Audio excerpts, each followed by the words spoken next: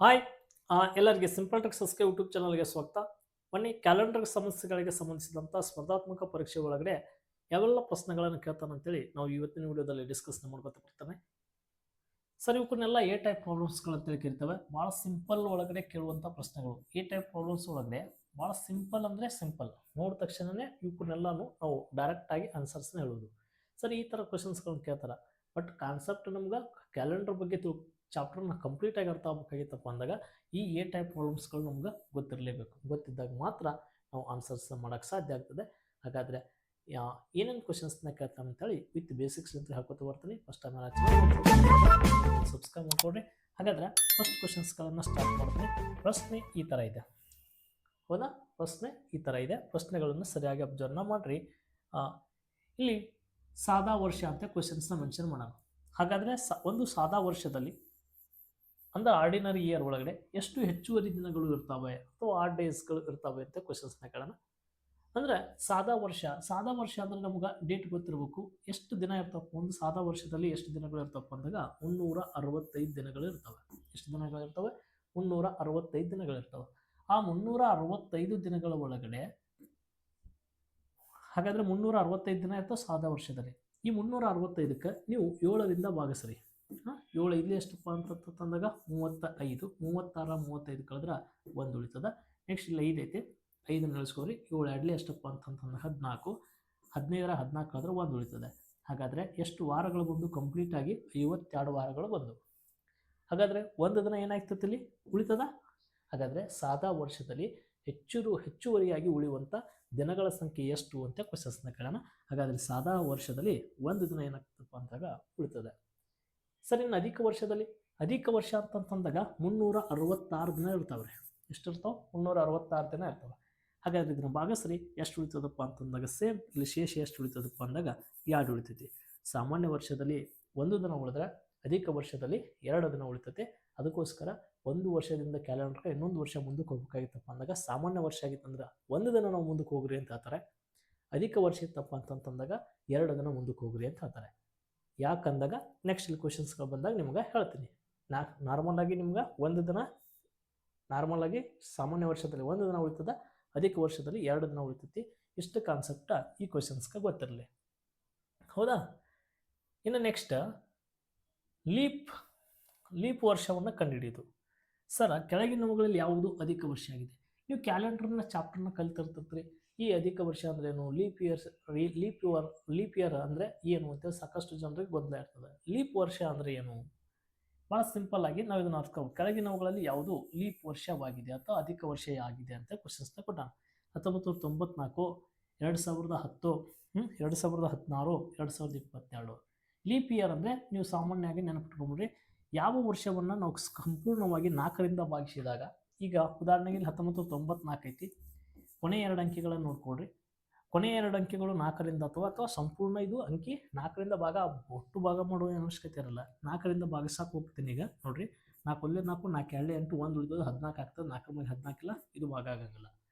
ಇಲ್ಲಿ ಕೊನೆ 2 ಅಂಕಿಗಳನ್ನು 4ರಿಂದ ಭಾಗಿಸ್ತೀನಿ. 4 1 4, 4 2 8, ಇನ್ನು 2 ಉಳಿತದೆ. ಹೀಗಾಗಿ ಇದು ಕೂಡ ಭಾಗ ಆಗಲಿಲ್ಲ. ಇದನ್ನು 2016ನ ನಾನು ಭಾಗಿಸಕ್ಕೆ ಹೋಗ್ತೀನಿ. ನೋಡ್ರಿ, ಕೊನೆ 2 ಅಂಕಿನ 4 1 4, 4 4 16 ಸಂಪೂರ್ಣವಾಗಿ ಭಾಗ ಆಯಿತು, 0 ಬಂತು. ಇನ್ನು ಇದನ್ನು 4ರಲ್ಲೇ ಭಾಗಿಸಕ್ಕೆ ಹೋಗ್ತೀನಿ. 4 1 4, 4 5 20, ಇನ್ನು 2 ಉಳಿದು ಬಿಡ್ತದೆ. ಹಾಗಾದರೆ ಯಾವುದು ಸಂಪೂರ್ಣವಾಗಿ ಭಾಗ ಆಗ್ತದೋ ಅದು 4ರಿಂದ ಭಾಗಿಸಿದಾಗ ಯಾವ ವರ್ಷ ಸಂಪೂರ್ಣವಾಗಿ ಭಾಗ ಆಗ್ತದೋ ಅದು ಅಧಿಕ ವರ್ಷ ಅಂತ ಕರ್ಕೋತದೆ. ಹೀಗಾಗಿ 2016 ಇದಕ್ಕೆ ಏನಾಗ್ತದಪ್ಪ ಅಂದಾಗ ಸರಿ ಉತ್ತರ ಆಗ್ತದೆ. 2016 ಇದು ಅಧಿಕ ವರ್ಷ ಆಗ್ತದೆ. ಕ್ಲಿಯರ್ ಆಯ್ತಾ? ನೀವು 4 ಆಪ್ಷನ್ಸ್ನ ಕೊಟ್ಟಾಗ ಅಧಿಕ ವರ್ಷ ಅಂದರೆ ಸುಮ್ಮನೆ ನೆನಪಿಟ್ಕೊಂಡ್ಬಿಡ್ರಿ. ಏನಪ್ಪ ಅಂತ ಅಂದಾಗ ಯಾವುದು ವರ್ಷ ಸಂಪೂರ್ಣವಾಗಿ 4ರಿಂದ ಭಾಗ ಆಗ್ತದೋ ಅದನ್ನು ಅಧಿಕ ವರ್ಷ ಅಂತ ಕರಿತೇವೆ. ಇನ್ನೊಂದು ಬರ್ತೈತಿ ಇದ್ರಾಗ ಶತಮಾನದ ವರ್ಷ ಅಂತೇಳಿ, ಅದು 400ರಿಂದ ಭಾಗ ಆಗ್ಬೇಕು. ಉದಾಹರಣೆಗೆ ಇಲ್ಲಿ 1600 ಅಂತ ತಿಳ್ಕೊರಿ. ಉದಾಹರಣೆಗೆ ಇದು ಎಷ್ಟದಪ್ಪ ಅಂದಾಗ 1600 400ರಿಂದ ಭಾಗ ಆಗಬೇಕು. ನೋಡ್ರಿ, ಭಾಗ ಆಗ್ತದೆ. 2 0 2 0 4 1 4, 4 4 16. ಹಾಗಾದರೆ 1600 ಇದನ್ನು ಶತಮಾನದ ವರ್ಷ ಅಂತ ಕರಿತೇವೆ. ಶತಮಾನದ ಒಂದು ಟೈಪ್ ಆಫ್ ಇದನ್ನು ಅಧಿಕ ವರ್ಷ ಇದ್ದಂಗೆ, ಹೌದಾ? ಶತಮಾನದ ವರ್ಷ ಅಂದಾಗ 400ರಿಂದ ಭಾಗ ಆಗಬೇಕು. ಅಧಿಕ ವರ್ಷ ಅಂತ ಕ್ವಶನ್ಸ್ನಕ್ಕೇನಪ್ಪ ಅಂದಾಗ 4ರಿಂದ ಭಾಗ ಆಗಬೇಕು. ಇಷ್ಟು ಕಾನ್ಸೆಪ್ಟ ನಿಮ್ಗೆ ಬೇಸಿಕ್ ಲೆವೆಲ್ ಆಗಿ ಗೊತ್ತಿರಲಿ. ಇವೆಲ್ಲ ನೆಕ್ಸ್ಟ್ ಹೆಲ್ಪ್ ಆಗ್ತವೆ ಎಕ್ಸಾಮ್ದಾಗ. ನೆಕ್ಸ್ಟ್ ಚಾಪ್ಟರ್ ಹೇಳೋತ್ನಾಗ ನೆಕ್ಸ್ಟ್ ಕ್ವಶನ್ಸ್ ನಿಮ್ಗೆ ಎಲ್ಲ ಹೆಲ್ಪ್ ಆಗ್ತಾವೆ. ನೆಕ್ಸ್ಟ್ ಕ್ವಶನ್ಸ್, 100 ವರ್ಷಗಳಲ್ಲಿ ಲೀಪ್ ವರ್ಷಗಳು ಎಷ್ಟು? 100 ವರ್ಷಗಳ ಕಾಲಾವಧಿಯಲ್ಲಿ ಎಷ್ಟು ಲೀಪ್ ವರ್ಷಗಳು? ಅಂದರೆ ಒಂದು 100 ವರ್ಷ ಇರ್ತಾವೆ. ಆ 100 ವರ್ಷದಾಗ ಲೀಪ್ ಇಯರ್ಗಳು ಎಷ್ಟು ಇರ್ತಾವೆ ಅಂತ ಕ್ವಶನ್ಸ್ನ ಕೇಳೋರು. 100 ವರ್ಷದಲ್ಲಿ ಎಷ್ಟು ಲೀಪ್ ಇಯರ್? ಅದಕ್ಕೆ ನಾವೆಲ್ಲ ಏನು ಮಾಡಿಬಿಡ್ತೀವಿ, 100ಕ್ಕೆ ಡಿವೈಡೆಡ್ ಬೈ 4 ಐತಲ್ಲ, 4 2 8, 10 8 ಹೋದ್ರೆ 2 ಉಳಿತದ, ಇಲ್ಲೊಂದು 0 ಅದ, 0 4 5 ಎಷ್ಟಪ್ಪ ಅಂತಂತಂದ್ರೆ 20, 20 20 ಹೋದ್ರೆ 0, ಇಲ್ಲಿ ಎಷ್ಟು ಬಂತು 25. ಹಾಗಾದರೆ 25 ಲೀಪ್ ವರ್ಷಗಳು ಬರ್ತಾವು ಅಂತೇಳಿ ನಾವು ಇದನ್ನು ಆನ್ಸರ್ ಹಾಕ್ಬಿಡ್ತೀವಿ. ಬಟ್ ಇಲ್ಲಿ 25 ಬರೋಕ್ಕೆ ಸಾಧ್ಯ ಇಲ್ಲ. ಇದಕ್ಕೆ ಬಂದಂಥ ಆನ್ಸರ್ಗೆ ನೀವು -1 ಮಾಡಬೇಕು. 25ರಾಗ 1 ಮೈನಸ್ ಮಾಡಿದರೆ 24. ಹಾಗಾದರೆ ಈ 100 ವರ್ಷಗಳ ಕಾಲಾವಧಿಯಲ್ಲಿ ಒಟ್ಟು ಎಷ್ಟು ಲೀಪ್ ವರ್ಷಗಳು ಬರ್ತಾವಪ್ಪ ಅಂತ ಕ್ವಶನ್ಸ್ಗೆ ಏನಪ್ಪ ಅಂತಂದಾಗ 24 ಬರ್ತವೆ. ಹೌದಾ, 24 ಬರ್ತಾವೆ, ನೆನಪಿಟ್ಕೋಬೇಕು. ಇದು ಫಿಕ್ಸ್ ಕ್ವಶನ್ಸ್. ಇದು ಒಂದು ವೇಳೆ 100 ವರ್ಷ ಕೇಳಿದ ಇಲ್ಲಿ 24 ಬಂದು, ಈ ನೆಕ್ಸ್ಟ್ 200 ವರ್ಷ ಕೇಳ್ಬೋದು, 300 ವರ್ಷ ಕೇಳ್ಬೋದು. ಒಂದರಿಂದ ಹಿಡಿದು 100ರ ತನಕ ಒಟ್ಟು ಎಷ್ಟು ಲೀಪ್ ಇಯರ್ಗಳು ಬರ್ತಾವೆ ಅನ್ನೋದು ಡೈರೆಕ್ಟ್ವಾಗಿ ನೇರವಾದ ಪ್ರಶ್ನೆ ಕೇಳಿದ್ನಪ್ಪ ಅಂತಂದಾಗ ಅಲ್ಲಿ ಲೆಕ್ಕ ಮಾಡೋ ಅವಶ್ಯಕತೆ ಇರೋಂಗಿಲ್ಲ. ಇಂಥವೆಲ್ಲ ನೆನಪಿಡಲೇಬೇಕು ನಾವು. ಇವು 24 ವರ್ಷಗಳು ಬರ್ತಾವೆ ಅನ್ನೋದು ಗೊತ್ತಿರಲಿ.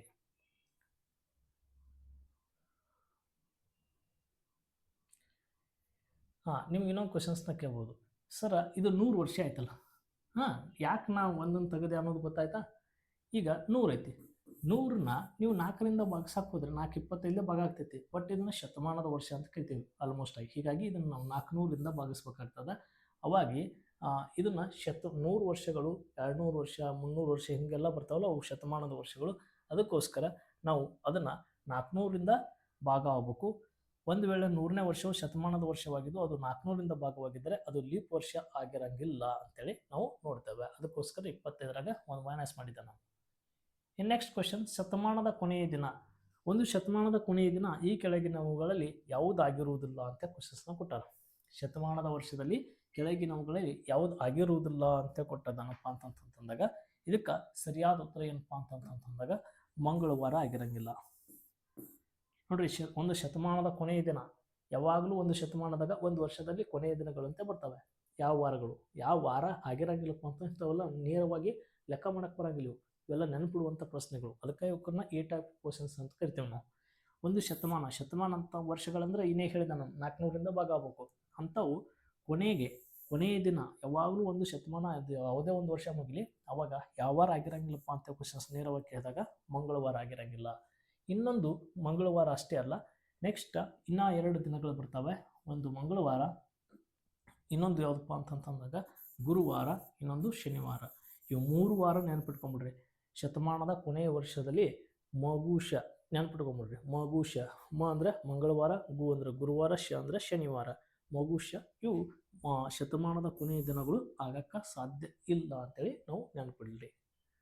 ಇನ್ನು ನೆಕ್ಸ್ಟ್ ಪ್ರಶ್ನೆ ಏನಾಗಿದೆಯಪ್ಪ ಅಂತಂತಂದಾಗ ಪ್ರಶ್ನೆ ಈ ಥರ ಇದೆ, ಇಂದು ಸೋಮವಾರವಾದರೆ 61 ದಿನಗಳ ನಂತರ ಯಾವ ಥರ? ಇವೆಲ್ಲ ಎ ಟೈಪ್ ಪ್ರಾಬ್ಲಮ್ಸ್ ಅಂತ ಕರಿತೇವೆ. ಈ ಥರ ಆಲ್ರೆಡಿ ಕ್ವಶನ್ಸ್ಗಳು ನೀವು ಮಾಡಿದ್ರಿ. ಇಂದು ಸೋಮವಾರ ಅಂತ 61 ದಿನಗಳ ನಂತರ ಯಾವ ವಾರ? ಇಂಥ ಎ ಟೈಪ್ ಪ್ರಾಬ್ಲಮ್ಸ್ ಕ್ವಶನ್ಸ್ ಒಳಗಡೆ 61ಕ್ಕೆ ನೀವು 7ರಲ್ಲೇ ಭಾಗಿಸ್ಬೇಕು. ಈಗ 7ರ ಮಧ್ಯಾಗ 61 ಇಲ್ಲ, ಹೌದಾ? 7 ಬತ್ತಲೆ ಎಷ್ಟಪ್ಪ ಅಂದ್ರೆ 63 ದೊಡ್ಡ ಸಂಖ್ಯೆ ಆಗ್ತದೆ. 7 ಎಂಟ್ಲೆ ಎಷ್ಟಪ್ಪ ಅಂತಂದಾಗ 7 ಎಂಟ್ಲೆ 56. 7 ಎಂಟ್ಲೆ ಎಷ್ಟು ರೀ? 56. 11ರಾಗ ಇಲ್ಲಿ 6 ಕಳೀರಿ, ಎಷ್ಟಪ್ಪ ಅಂತಂತಂದಾಗ 5. ಒಂದು ಕೈಲ 6 6 ಹೋದ್ರೆ 0. ಇಲ್ಲಿ ಎಷ್ಟು ದಿನ ಉಳಿತಿಲ್ಲಿ? ಇದನ್ನು ವಿಷಮ ದಿನಗಳು ಅಂತ ಕರಿತೇವೆ. ಶೇಷ ದಿನಗಳು, ವಿಷಮ ದಿನಗಳು. ಇಲ್ಲಿ ಯಾವಾರ ಕೇಳ್ಯಾರ? ಸೋಮವಾರ. ಹಾಗಾದ್ರೆ ಸೋಮವಾರಕ್ಕೆ ನೀವು ಎಷ್ಟು ದಿನ ಮುಂದಕ್ಕೆ ಹೋಗ್ಬೇಕು ಅನ್ನಂಗಾಯ್ತು? ಈಗ 5 ದಿನ ಮುಂದಕ್ಕೆ ಹೋಗ್ಬೇಕು. ಸೋಮವಾರಕ್ಕೆ 5 ದಿನ ಮುಂದಕ್ಕೆ ಹೋಗ್ರಿ. ಮಂಗಳವಾರ, ಬುಧವಾರ, ಗುರುವಾರ, ಶುಕ್ರ, ಶನಿವಾರ. ಹಾಗಾದ್ರೆ ಆನ್ಸರ್ ಯಾವಾರ ಆಗಿರ್ತದಪ್ಪ ಅಂತಂತಂದಾಗ ಶನಿವಾರ ಆಗಿರ್ತದೆ. ಇಷ್ಟೇ ಇದು ಎ ಟೈಪ್ ಪ್ರಾಬ್ಲಮ್ಸ್ ಒಳಗಡೆ. ಇಂದು ಯಾವ ವಾರ ಅಂತ ಕೊಟ್ಟು ಎಷ್ಟು ದಿನಗಳ ನಂತರ ಅಂತ ಕ್ವಶನ್ಸ್ನ ಕೇಳ್ತಾರೆ. ಆ ದಿನಗಳಿಗೆ ಏನು ಮಾಡಬೇಕಪ್ಪ ಅಂತಂತಂದಾಗ 7ರಿಂದ ಭಾಗಿಸ್ಬೇಕಷ್ಟೇ. ಶೇಷ 1 ಉಳಿಬೋದು, 2 ಉಳಿಬೋದು, 3 ಉಳಿಬೋದು, 4 ಉಳಿಬೋದು, 5 ಉಳಿಬೋದು, 6 ಉಳಿಬೋದು. 7 ಉಳಿಯೋಕ್ಕೆ ಸಾಧ್ಯ ಇಲ್ಲ. 7 ಮತ್ತು 7ರಿಂದ ಭಾಗ ಆಗಿಬಿಡ್ತದೆ. ಹೀಗಾಗಿ ಎಷ್ಟು ದಿನ ಉಳಿತೈತೋ ಅಷ್ಟು ದಿನ ಯಾವ ವಾರ ಕೇಳಿರ್ತಾರೆ. ಇಲ್ಲಿ ಸೋಮವಾರ ಕೇಳ್ಯಾರ, ಸೋಮವಾರ ಇಲ್ಲಿ ಎಷ್ಟು ದಿನ ಉಳಿದಿರ್ತೈತಿ ಅಷ್ಟು ದಿನ ನೀವು ಮುಂದಕ್ಕೆ ಹೋಗ್ಬೇಕಷ್ಟೇ. ಈಗ ಎಕ್ಸಾಂಪಲ್ ಇನ್ನೊಂದು ಕೊಡ್ತೀನಿ. ಇಲ್ಲಿ ಎಷ್ಟಪ್ಪ ಅಂತಂದಾಗ 224. 224 ದಿನಗಳ ಇಂದು ಸೋಮವಾರವಾದರೆ 224 ದಿನಗಳ ನಂತರ ಯಾವ ವಾರ ಅಂತ ಕ್ವಶನ್ಸ್ ಬೇಕಾದಾಗ ಅಗೇನ್ ಸೇಮ್ 7ರಲ್ಲಿ ನೀವು ಏನು ಮಾಡಬೇಕಪ್ಪ ಅಂದಾಗ ಲೆಕ್ಕ ಮಾಡಬೇಕು. 7 ಮೂರಲೆ ಎಷ್ಟಪ್ಪ ಅಂತಂದಾಗ 7 ಮೂರಲೆ 21, 22 21 ಹೋದ್ರೆ 1 ಉಳಿತದೆ. ನೆಕ್ಸ್ಟ್ ಕೈಲ ಏನೈತಿ ಇಲ್ಲಿ 4 ಐತಿ, 4 ಉಳಿಸ್ಕೊರಿ. ಮತ್ತು 7 2 ಎಷ್ಟಪ್ಪ ಅಂತಂದ್ರೆ 14, 14 ಹೋದ್ರೆ 0. ಇಲ್ಲಿ ಶೇಷ ಏನು ಬಂದ್ಬಿಡ್ತು, ಈಗ 0 ಬಂದ್ಬಿಡ್ತು. ಶೇಷ 0 ಬಂತಂದ್ರೆ ನಾ ಹೇಳಿದೆ ಇಂದು ಸೋಮವಾರವಾದರೆ 224 ದಿನಗಳ ನಂತರ ಯಾವ ವಾರ.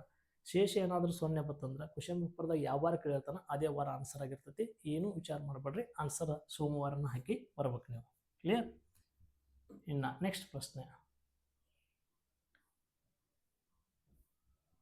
ಇವು ಅಂತೂ ನೇರವಾದ ಪ್ರಶ್ನೆಗಳು. ಕೆಲವೊಂದು ದಿನಾಚರಣೆಗಳಿದಾವೆ, ಆ ದಿನಾಚರಣೆಗಳು ಯಾವ್ಯಾವ ದಿನಾಚರಣೆಗಳು ಯಾವ್ಯಾವ ಬಂದು ಅಂತೇಳಿ ನಮಗೆ ನೆನಪಿಟ್ಕೊಳ್ಳೇಬೇಕು. ಇವನ್ನ ನೋಡ್ರಿ, ಭಾರತದ ಸ್ವಾತಂತ್ರ್ಯದ ದಿನ ಯಾವಾಗ ಅಂತೇಳಿ ಇವು ನೇರವಾಗಿ ಪ್ರಶ್ನೆ ಕೇಳಿದಾನೆ ಆಲ್ರೆಡಿ.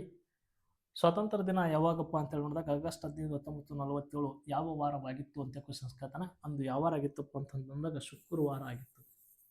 ಸ್ವಾತಂತ್ರ್ಯ ಸಿಕ್ಕಿದ್ದು ಆಗಸ್ಟ್ 15, 1947 ಶುಕ್ರವಾರ ಆಗಿತ್ತು. ಗಾಂಧಿ ಜಯಂತಿ ಗಾಂಧಿ ಹುಟ್ಟಿದ್ದು ಯಾವ ವಾರ? ಸ್ವಾಮಿ ವಿವೇಕಾನಂದರ ಜನ್ಮದಿನಾಚರಣೆ ಯಾವಾಗ? ಮೊರಾರ್ಜಿ ದೇಸಾಯಿ ಅವರ ಜನ್ಮದಿನಾಚರಣೆ ಯಾವಾಗ? ಇವೆಲ್ಲ ಕ್ವಶನ್ಸ್ನ ಕೇಳೋಣ. ಅದಕ್ಕೋಸ್ಕರ ಮತ್ತು ಇನ್ನೊಂದು ನೆಕ್ಸ್ಟ್ ಕ್ವಶನ್ಸ್ ಇದೆ, ಅದು ಯಾವುದಪ್ಪ ಅಂತಂದಾಗ ನಮ್ಮ ಸಂವಿಧಾನ ಜಾರಿಗೆ ಬಂದಿದ್ದು ವಾರ ಯಾವಾಗದು ಅಂತ ಕೂಡ ಕ್ವಶನ್ಸ್ನ ಕೇಳಿದಾನೆ, ಅದು ಕೂಡ ನೆನಪಿರಲಿ. ಇನ್ನು ನೆಕ್ಸ್ಟ್ ಪ್ರಶ್ನೆ ಏನಿದೆಪ್ಪ ಅಂತಂದಾಗ ಇಲ್ಲಿದೆ ನೋಡ್ರಿ. ಈ ಥರ ಕ್ವಶನ್ಸ್ಗಳು ನಿಮ್ಗೆ ಹೊಳ್ಳಿ ಎಕ್ಸಾಮ್ದಾಗ ಮತ್ತೆ ಕೇಳತ್ತಿರ್ತಾನೆ. ಪ್ರತಿ ಸಲ ಎಕ್ಸಾಮ್ದಾಗ ಇವು ಕ್ವಶನ್ಸ್ನ ಕೇಳ್ತಿರ್ತಾನೆ. ಪ್ರಶ್ನೆ ಏನಪ್ಪ ಅಂದ್ರೆ ಇದು ಕ್ಯಾಲೆಂಡರ್ ಮರುಕಳಿಸುವಿಕೆ. ಈಗ ಸೇಮ್ ಕ್ಯಾಲೆಂಡರ್ 2007 ಕ್ಯಾಲೆಂಡರ್ ಅಂತ ನೋಡಿದ್ರೆ ಅಂತ ತಿಳ್ಕೊಂಡು ನಾವು 2007 ಕ್ಯಾಲೆಂಡರ್. ಈ 2007 ಕ್ಯಾಲೆಂಡರನ್ನ ಮತ್ತೆ ಯಾವ ವರ್ಷದಲ್ಲಿ ನಾವು ಬಳಸಬಹುದು? Same as it is calendar 2007 ಯಾವ ಥರ ಇತ್ತು ಕ್ಯಾಲೆಂಡರ್, ಅದೇ ಥರ ಕ್ಯಾಲೆಂಡರ್ ಮತ್ತೆ ಯಾವ ವರ್ಷದಲ್ಲಿ ನಮ್ಗೆ ನೋಡಕ್ಕೆ ಸಿಗ್ತೈತಿ. ಪ್ರಸ್ತುತವಾಗಿ 2026 ಕ್ಯಾಲೆಂಡರ್ ನಮ್ಮಲ್ಲಿ ಎಲ್ಲರ ಬಳಿ ಇದೆ.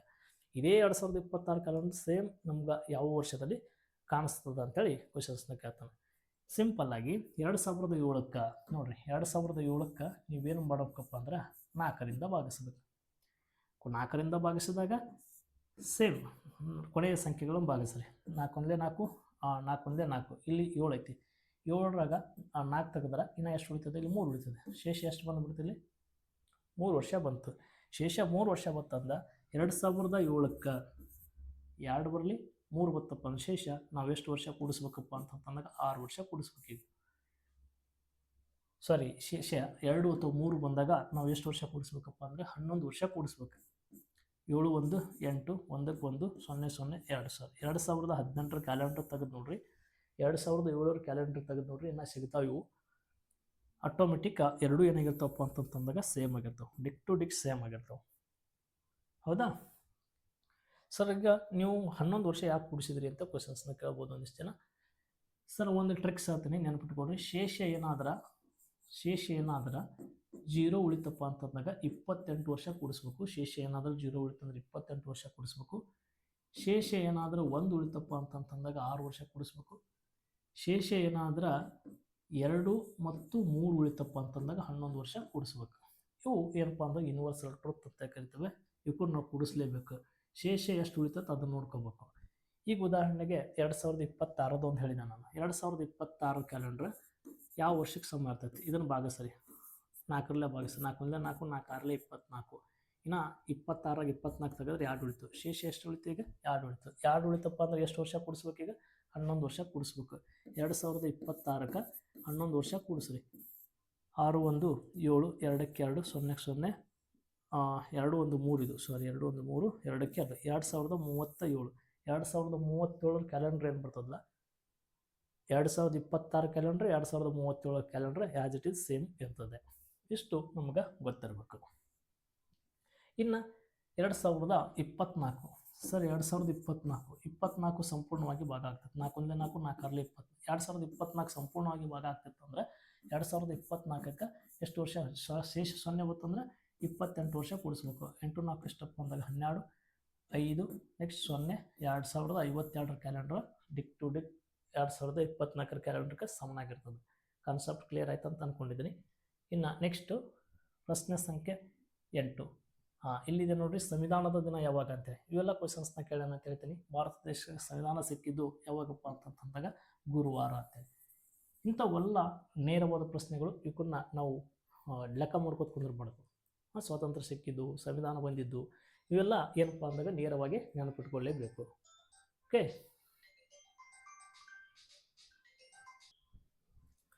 ಓಕೆ. ಇನ್ನು ನೆಕ್ಸ್ಟ್ ಪ್ರಶ್ನೆ ಏನಿದೆಯಪ್ಪ ಅಂತೇಳಿ ನೋಡ್ಕೊತ ಬಂದಾಗ, ವರ್ಷದ ಮೊದಲ ಮತ್ತು ಕೊನೆಯ ದಿನ. ಇಲ್ಲಿ ನೋಡ್ರಿ, ಒಂದು ಸಾದಾ ವರ್ಷವು ಯಾವ ದಿನದಂದು ಪ್ರಾರಂಭವಾಗುತ್ತದೋ ಅದೇ ದಿನದಂದು ಕೊನೆಗೊಳ್ಳುತ್ತದೆ.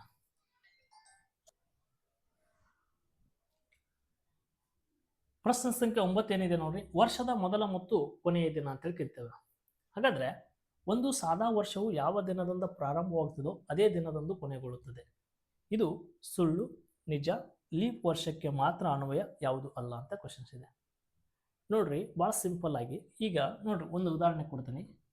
ಒಂದು ಸಾದಾ ವರ್ಷದಲ್ಲಿ ಇನೇಗೆ ಎಷ್ಟು ದಿನಗಳಿರ್ತಾವೆ ಅಂತ ಹೇಳಿನಿ? 365 ದಿನಗಳಿರ್ತಾವೆ. ಓಕೆ, 365 ದಿನ ಇರ್ತಾವೆ. ಇವತ್ತು ಸೋಮವಾರ ಇದೆ ಅಂತ ತಿಳ್ಕೊಳ್ರಿ. 1ನೇ ತಾರೀಕು ಜನವರಿ 1 1ನೇ ತಾರೀಕು ಇದೆ ಅಂತ ತಿಳ್ಕೊಳ್ರಿ. ಹಾಗಾದ್ರೆ ಈ ವರ್ಷ ಕಂಪ್ಲೀಟ್ ಆಗಿ ಮುಗಿಬೇಕಪ್ಪ ಅಂತಂದಾಗ 1ನೇ ತಾರೀಕು ಜನವರಿಲಿಂದ ಆರಂಭವಾಗಿ ಡಿಸೆಂಬರ್ 31ಕ್ಕೆ ಮುಗಿತದೆ. ಯಾವುದು? ಡಿಸೆಂಬರ್ 31ಕ್ಕೆ ಮುಗಿತದೆ. ಹೌದಾ?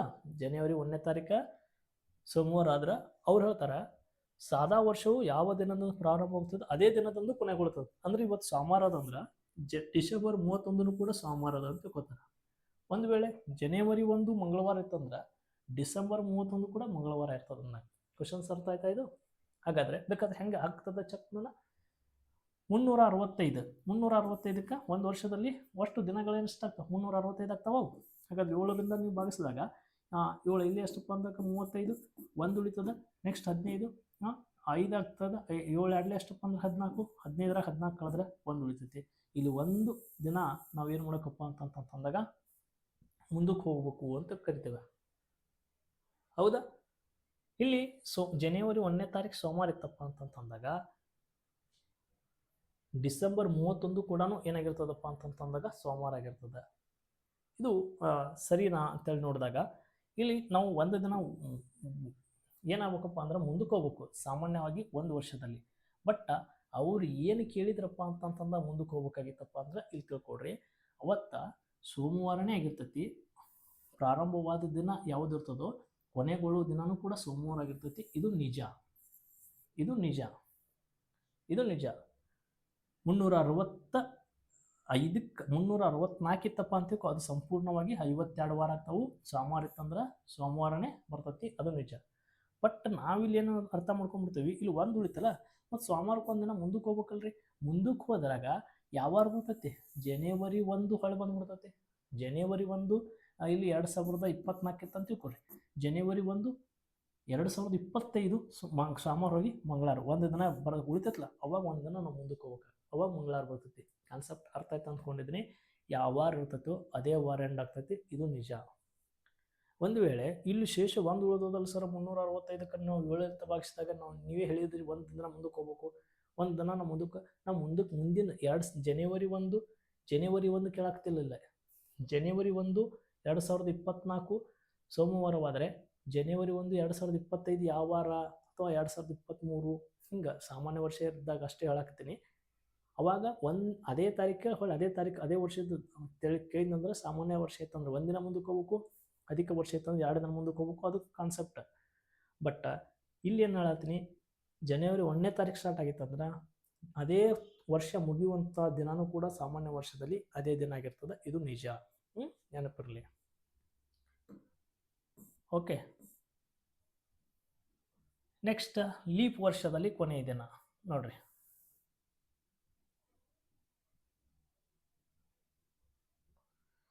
ಲೀಪ್ ವರ್ಷದ ಕೊನೆಯ ದಿನ.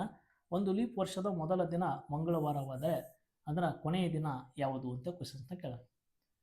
ನೋಡ್ರಿ, ಒಂದು ಲೀಪ್ ವರ್ಷದ ಮೊದಲ ದಿನ ಅಂದರೆ ಜನವರಿ 1ನೇ ತಾರೀಕು. ಜನವರಿ 1ನೇ ತಾರೀಕು ಯಾವುದಪ್ಪ ಅಂದರೆ ಮಂಗಳವಾರ ಆದ್ರೆ, ಇಲ್ಲಿ ಹೊಳ್ಳಿ ಡಿಸೆಂಬರ್ 31ನೇ ತಾರೀಕು ಯಾವ ವಾರ ಅಂತ ಕ್ವಶನ್ಸ್ನ ಕೇಳೋಣ.